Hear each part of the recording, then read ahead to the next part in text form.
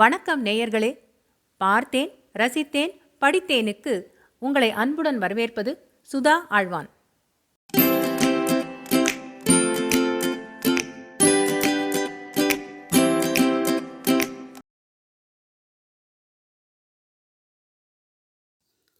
திரு சுந்தர ராமசாமி அவர்கள் எழுதிய பள்ளம் சிறுகதை தொகுப்பிலிருந்து குரங்குகள் என்ற சிறுகதை. குரங்குகளின் துஷ்டத்தனம் பொறுத்து கொள்ள முடியாததாகிவிட்டது. ஒவ்வொரு நிமிஷமும் அவற்றின் இருப்பை பிரஜையில் வைத்துக் கொள்ள வேண்டும் என்று ஆகிவிட்டது. அசந்தால் போச்சு, ஒரு கணம் தப்பினால் போச்சு. இரவாவது நிம்மதியாக தூங்குமாதுகள்? நேரம் வீணாகிவிடுமே. எவ்வளவு விஷமங்கள் பாக்கி கிடக்கு. சமீப காலமாகத்தான் இப்படி கிளம்பிவிட்டன இவை. எல்லாம் கூடி பேசிக்கொண்டு ஊர்க்காரர்களை விரட்டிவிடலாம் என்ற தீர்மானத்திற்கு வந்துவிட்ட மாதிரி விஷமங்களில் இறங்கிவிட்டன. கொடியில் துணி உலர்த்த முடியாது, பற்று பாத்திரத்தை வெளியே போட முடியாது, வாளியையும் கயிறையும் ஒவ்வொரு தடவையும் உள்ளே கொண்டு வைக்க வேண்டும். ரொம்பவும் இம்சைதான். எங்கள் ஞாபகத்தில் ஒருபோதும் இந்த தொந்தரவு இருந்ததில்லை என்று வயதானவர்கள் சொன்னார்கள். அப்போது அவை இப்படி பெருத்திருக்கவும் இல்லையாம். தங்கள் கீர்த்திக்கு ஹானி வந்துவிடக் கூடாதே என்ற கவலையில் செய்வது மாதிரி அப்போதெல்லாம் சின்ன விஷமங்கள் செய்து வைக்குமாம். குரங்குகள் விஷமங்கள் செய்ய வேண்டியவை தாம். விஷமங்களை பூராவும் விட்டுவிட்டதென்றால் ஒவ்வொன்றும் வைதவியத்திற்கு ஒப்புக் கொடுத்த மாதிரி ஆகிவிடும். அவற்றை பார்க்கவே சங்கடமாய் போய்விடும். விஷமம் செய் என்றுதான் கடவுள் அவற்றிடம் சொல்லியிருக்கிறார். இல்லை என்றால் அதன் உறுப்பின் ஒவ்வொரு பகுதியும் இப்படி விஷமத்தை கடைந்தெடுத்த சாரத்தால் செய்திருக்க வேண்டியதில்லை. ஆனால் எதற்கும் ஒரு வரன்முறை இருக்கிறது. கொஞ்சம் பொறுத்து கொள்ளலாம். அவையும் ஜீவன்கள்.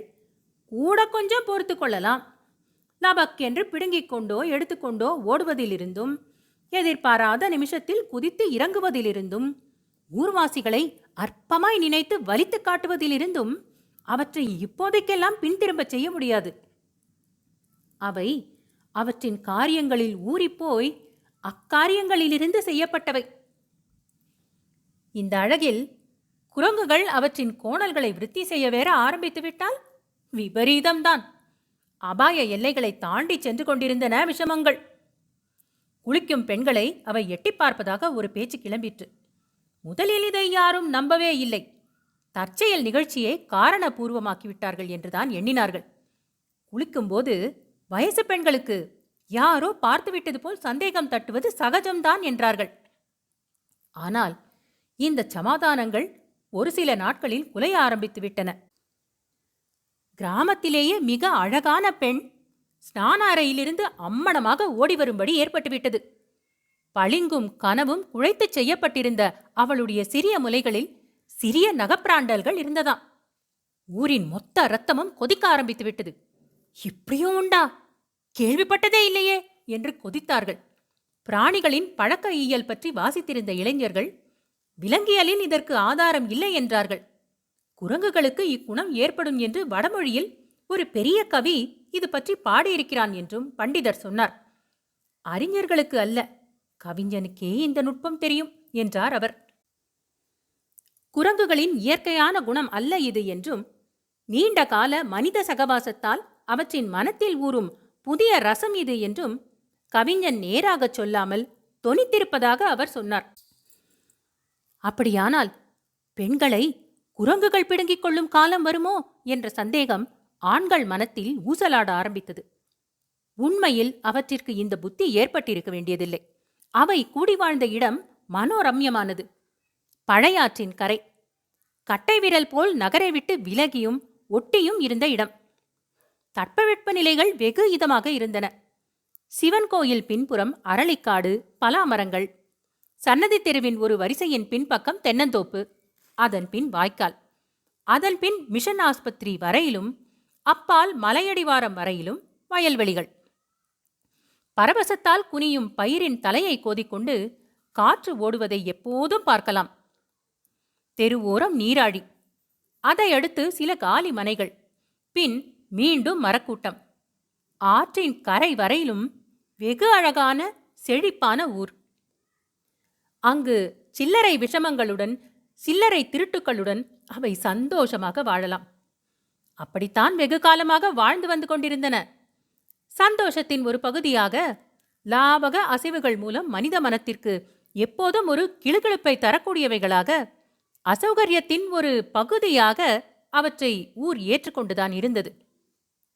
அவைகளும் அங்கு வந்து கழித்து கூடி விருத்தியாகி எத்தனையோ காலம் ஆகிவிட்டது. அப்படியே தொடர்ந்து போயிருக்கலாம். ஊர்வாசிகளை மனவருத்தம் கொள்ளும்படி செய்துவிட்டன அவை.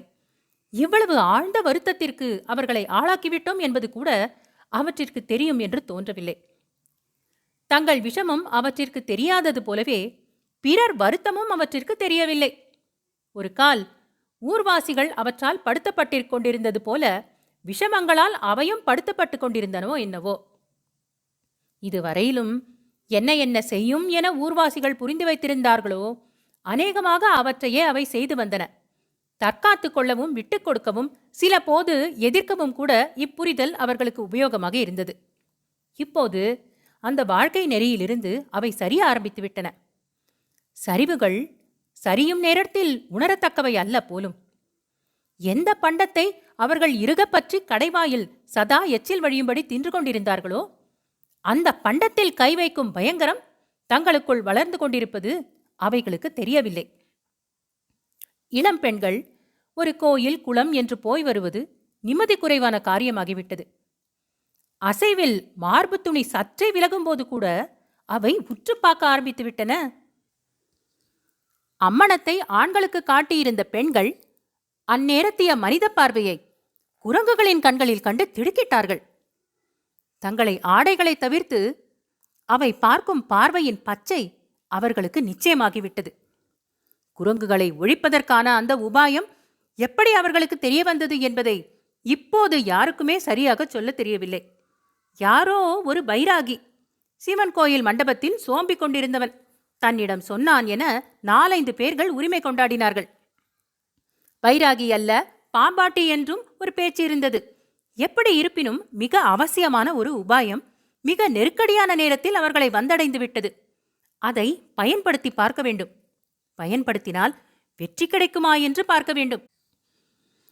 இதற்கு முன்னும் சில நாடோடி உபாயங்களையும் ஆயுதங்களையும் தந்திரங்களையும் அவர்கள் கையாண்டு பார்த்துதான் இருந்தார்கள். சொல்லும்படி பிரயோஜனம் ஒன்றிலும் கிடைக்கவில்லை. குழுவர்களை கொண்டு கல் கட்டி நான் எறிய செய்தார்கள். சிறுவர்களும் இவர்களுடன் சேர்ந்து கொண்டு கல்லெறிந்தார்கள். பயங்கர வெறியுடன் அட்டகாசத்துடன் பசி வருத்தும் பிரஜை கூட அற்று ஓட ஓட எறிந்தார்கள். விஷமம் என சிறுவர்கள் ஒளிந்து செய்த ஒரு காரியத்திற்கு பெரியவர்களின் வெளிப்படையான ஊக்கம் பெற்ற சந்தோஷத்தில் மதிமயங்கி அவர்கள் குரங்குகள் மீது கற்களை வீசினார்கள். ஜீவஹிம்சை வேண்டாண்டா என்று ஒரு பாட்டி கூட பிரலாபிக்கவில்லை. சிறுவர்கள் கத்தி பின்தொடர குழுவர்கள் தென்னந்தோப்புகளிலும் வாழைத் தோட்டங்களிலும் புகுந்து குரங்குகளை கற்களால் தாக்கினார்கள். ஊர் பார்த்து கொண்டிருந்தது.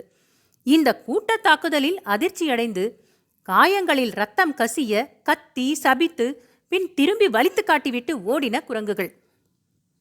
அவை வெகு காலத்திற்கு முன்னால் உலக்கை அருவியிலிருந்து இறங்கி சிற்றூர்கள் தோறும் பரவி இங்கும் வந்து சேர்ந்தவை. காலத்தால் மறைந்து போன வந்த பாதையின் உள்ளுணர்வுகள் நெருக்கடியில் மீண்டும் தளிர்த்தது போல் வந்த பாதை நோக்கி அவை ஓடின. அவற்றின் முன்னோர்கள் வந்த அப்பாதை வழி அவை மிகுந்த கோபத்துடன் ஆக்ரோஷத்துடன் மனிதனின் சில அங்க அசைவுகளை போலி செய்து கேலி காட்டி நின்று பின் திரும்பி மீண்டும் வலித்து காட்டிவிட்டு சென்றன. வயல்வெளிகளில் அடிவானத்தை பார்த்து அவை விரைந்து கொண்டிருந்ததை தென்னந்தோப்பில் நின்று ஆண்களும் பெண்களும் பார்த்தபோது கம்பிளி போர்வையின் பெரிய சுருட்டுக்கள் உருண்டு போவது போல தோன்றின. அக்காட்சி சிரித்த பின்பும் அந்த சந்தியா சமயத்தில் அவற்றின் கோபமும் கேலியும் கலந்த குரல் காற்றில் மிதந்து வந்து கொண்டிருந்தது. தோப்பில் இருள் கவிழ்ந்த போது இனிமேல் இங்கு இருக்க முடியாது என்பதை அவை தெரிந்து கொண்டு விட்டன என்று அவர்கள் பேசிக்கொண்டார்கள். ஆனால் அவர்கள் எதிர்பார்ப்பு வீணாகிவிட்டது. ஒரு சில நாட்களில் இரண்டொன்று தென்பட ஆரம்பித்தன. சத்தங்களும் கேட்டன. அவ்வப்போது கூரையின் மேல்புறமும் மரங்களில் பச்சை இலை இடுக்குகளிலும் அவை வெளிப்பட ஆரம்பித்தன. சில நாட்கள் வரையிலும் பதுங்கியும் ஒளிந்தும் அவை ஊரை சுற்றி வந்தன.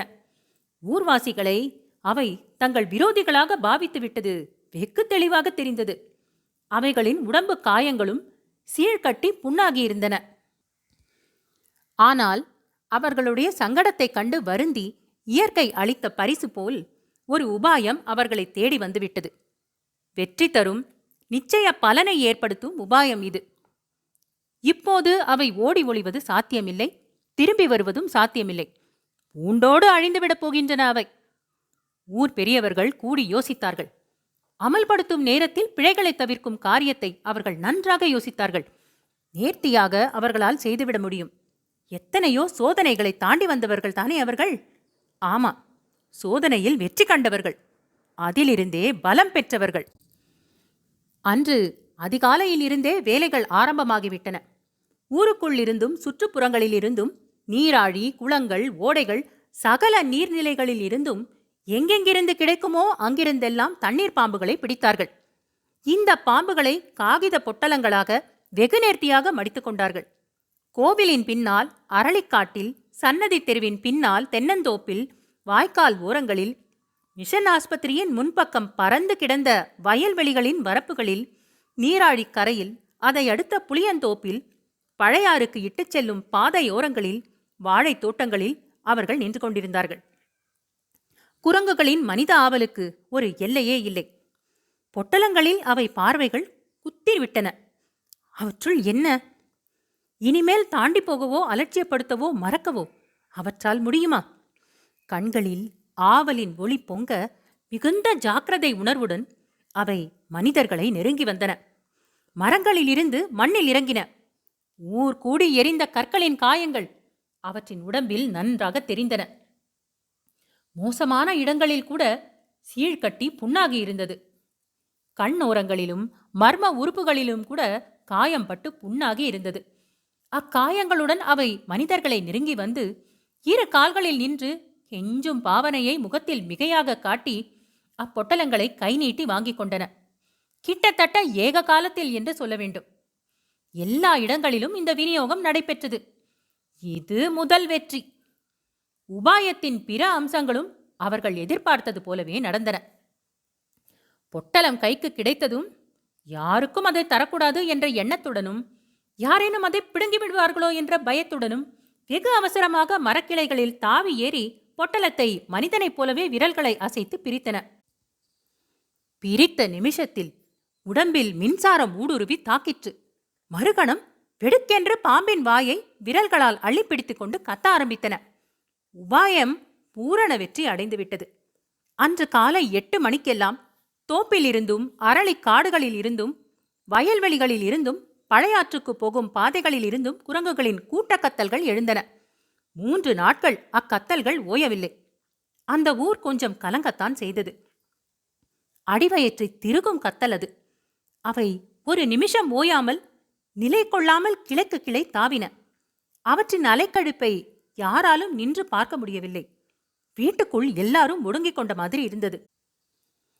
அறியாது விழுங்கிவிட்ட கண்ணாடி துகள்கள் ஜீரண உறுப்புகளை கிழிப்பது மாதிரி அவை கத்தின. ஆனால் அப்போதும் பிடி தளரவே இல்லை. கைப்பிடிப்பை மீண்டும் ஒரு தடவை அவை பார்க்க கூட இல்லை. கண்களை இடுக்கிக் கொண்டு வானக்கூரையை பார்க்க முகத்தை உயர்த்தியபடி கத்தின. 4வது நாள் அநேக கத்தல்கள் ஓய்ந்திருந்தன. ஒரு சில கத்தல்கள் மட்டும் ஹீன சுரத்தில் வயோதிக நோயாளியின் அந்திம காலத்தில் வெளிப்படுவது போல கேட்டுக்கொண்டிருந்தன. சன்னதி தெருவில் தென்னந்தோப்புகளை கொல்லையில் கொண்ட வலது பக்க வரிசையில் கோவிலோரம் 3வது வீட்டில் பண்டிதர் குடியிருந்தார். அவருக்கு வயோதிகம். அதோடு மூச்சு பேச்சு இல்லாமலும் அன்ன ஆகாரம் இல்லாமலும் நாட்கணக்கில் படுக்கையில் விழுந்து கிடப்பார். சுவாசம் மட்டும் சீராக ஓடிக்கொண்டிருக்கும். அவருடைய வீட்டுக்காரர்கள் உள்ஜுரம் என்றார்கள். அன்று காலையில் அவர் கண்விழித்தார். வெகு இதமாக இருந்தது அவருக்கு. மூளை வெகு குளிர்ச்சியாக, மனம் அகண்ட பள்ளத்தாக்கின் மூலையில் தேங்கிய சிறு குட்டையாக ஜில்லென்றிருந்தது. அப்போது அவர் காதில் அந்த ஹீனசுரம் கேட்க ஆரம்பித்தது. அவர் எழுந்திருந்து மெதுவாக நகர்ந்து கொல்லையில் இறங்கினார். சத்தமே இல்லை, அந்த ஹீனசுரத்தை தவிர. 2 எட்டுகள் நடந்ததும் அதிர்ச்சியுற்று நின்றார். ஒரு குரங்கு இறந்து கிடந்தது. சிறிது பார்வையை திருப்பிய போது தொலைவில் மற்றொன்று. பின் அங்கும் இங்குமாக பல குரங்குகள். அட ஜீவன்களா, உங்களுக்கு என்ன ஆச்சு என்று அவர் வாய்விட்டு கேட்டார். அந்த கேள்விக்கு பதில் சொல்ல அங்கு காற்று கூட இல்லை. அந்த ஹீனசுரத்தின் ஊற்றை தேடி அலங்கோலங்களை தாண்டியவாறே அவர் கோவிலின் பின்பக்கம் சென்றார். வெளிப்பிரகாரத்தில் கல் தளத்தின் ஓரத்தில் அரளிச்செடியின் அடியிலிருந்து அந்த ஹீனசுரம் வந்து கொண்டிருந்தது. அந்த பெரிய குரங்கை அவருக்கு நன்றாக தெரியும். 10-15 வருடங்களாகவே தெரியும். அவர்களுக்குள் ஒரு அந்யோன்யம் ஏற்பட்டிருந்தது. என்னாச்சு உனக்கு, என்னாச்சு என்று கிழவர் கேட்டார். தன் பெரிய உடம்பின் முதுகு பூராவையும் மண்ணில் பரப்பி அடிவயிற்றின் பூமயிரில் ஒளிக்கிரணங்கள் படும்படி கால்களை ஆகாசத்தை பார்க்க தூக்கி கொண்டிருந்தது.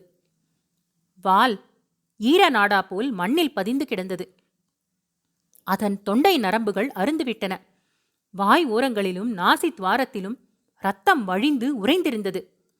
இடது கையில் முறிந்த வாழைத்தண்டு போல் ஒரு தண்ணீர் பாம்பின் குறை உருவம் ஆடிக்கொண்டிருந்தது. கிழிந்து துண்டு துண்டாக அறுபட்டு குறைந்து பல்லியின் வாலளவு தொங்கிக் கொண்டிருந்தது அது. அப்பா, உனக்கு எவ்வளவு பலம், எவ்வளவு அறிவு! இந்த சின்ன விஷயம் உனக்கு தெரியலையா? பகவானே, என்ன மாயை என்று பிரலாபித்தார் கிழவர். சில வினாடிகளில் அந்த ஹீனசுரமும் ஓய்ந்தது. பிறைப்பு தளர்ந்து உடம்பு குழைந்தது. கைவிரல்கள் நிமிர்ந்தன. பாம்பின் சிதைந்த உருவம் நழுவி கீழே விழுந்தது. 1978 திரு சுந்தர ராமசாமி அவர்கள் எழுதிய குரங்கு சிறுகதை நிறைவுற்றது. நன்றி.